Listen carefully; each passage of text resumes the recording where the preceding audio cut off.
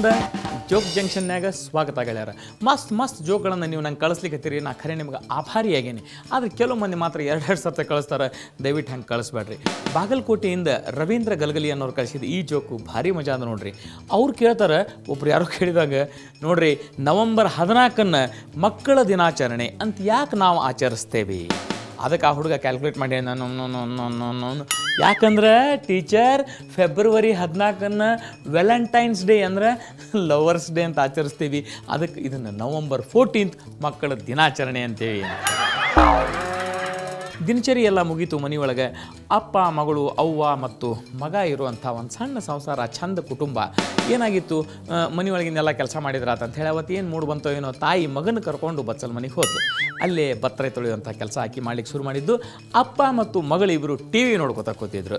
T V ನೋಡ್ಕೊತಾ ಇವ್ರು ಕೂತಾರ. ಒಳಗೆ ಧಾಡಲ್ ಅಂತ ಆವಾಜ್ ಆಯ್ತು. ಮೋಸ್ಟ್ಲಿ ಒಂದು 4-5 ಪ್ಲೇಟ್ ಒಮ್ಮೆ ಮ್ಯಾಲಿಂದ ಬಿದ್ದು ಧಡ್ ಅಂತ ಒಡೆದಿದ್ದು ಕಾಣಿಸ್ತದೆ.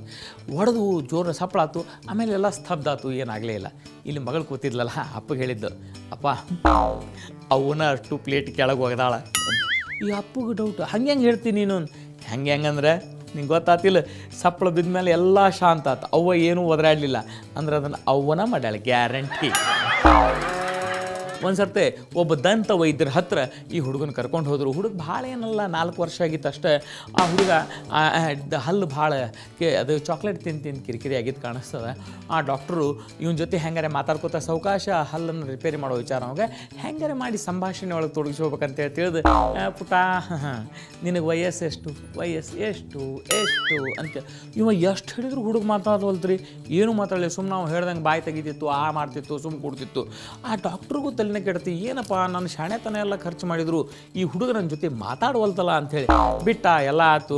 ವಾಪಸ್ ತಂದು ಮಗುನ ಅವ್ರ ತಂದೆ ತಾಯಿ ಹತ್ರ ಬಿಟ್ಟ. ಅಲ್ಲಿ ಬಿಲ್ ಮಾಡೋ ಮುಂದೆ ಇನ್ನೊಮ್ಮೆ ಅವಾಗೇನೋ ಪ್ರಿಸ್ಕ್ರೈಬ್ ಮಾಡೋ ಮುಂದೆ ಇವ ಸಾವಕಾಶ ಕೇಳ್ದ, ಪುಟ ಹೇಳಿ ನಿನ್ನ ವಯಸ್ಸು ಎಷ್ಟು ಹೇಳಲೇ ಇಲ್ಲ ನೀನು.